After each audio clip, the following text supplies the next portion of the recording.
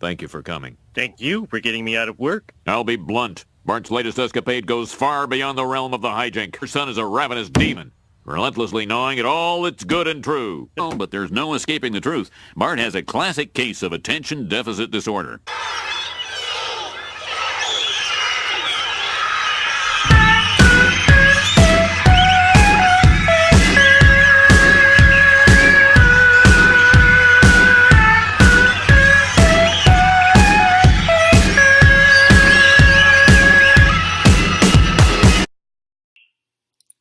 Hi, my name is Anna Worley, and I'm going to be talking about my ADHD today. When I was 3 years old, I was diagnosed with sensory processing disorder, which means I needed a lot more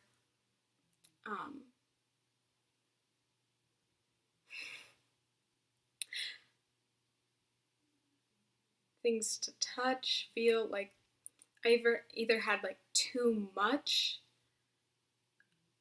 or too little. It's hard to explain, but I eventually grew out of that diagnosis and didn't really get diagnosed for anything else until I was 13. So I was in 8th grade that year, and my mom had taken me to the doctor's office because she just wanted to see if it was a possibility, because I was showing all the symptoms, and I've always been a really messy person, and so all of it kind of just corresponded. And I remember taking the tests, and it was really interesting because I was like, if I say yes to this, does this mean I'm ADHD? But you couldn't really think that. You just had to answer them as accurately as possible. And so it was really funny because they'd say things, I'm like, oh my gosh, yeah, that's totally me. And just the realization of that was eye-opening, really. And so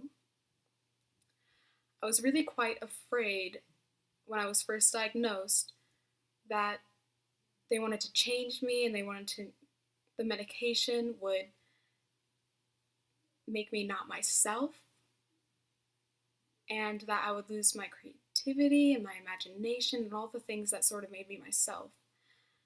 And that sort of is a very hard thing to deal with, because you think that they don't want you to be you, and you think that no one likes you, and your self-esteem is kind of low at that time. You don't really understand yourself, and it's a very hard time. I just have to say, it was very odd going on the medication because of how it affected me, and I had to weigh out the pros and cons and such, and it was very, very taxing in a sort of sense.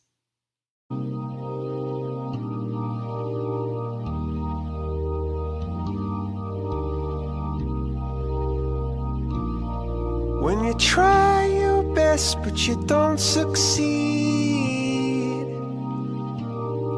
when you get what you want but not what you need, when you feel so tired but you can't sleep, stuck in river. It's kind of hard when people say to you that ADHD is not a real thing, especially when they don't know that you have it and they're just saying it in general. They say, oh, that's just for lazy people, and you're like, okay, I can be lazy, but does that generalize me? Does that just mean that's what I am? Like, it's really unfair, actually, because they don't know how it's really working in your brain. So you just have to push it aside and realize that it's their own problem that they have, and it's not a problem with you, it's a problem that they have with themselves. And once you get past that, you can start moving forward.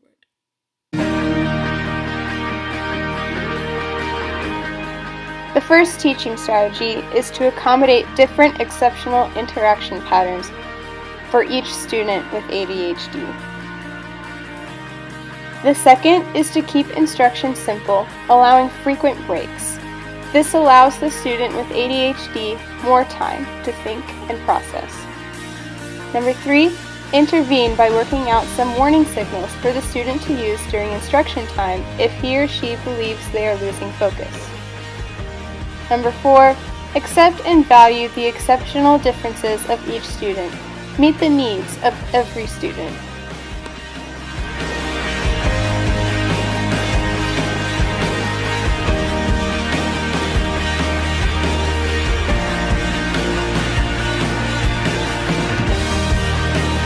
See a street.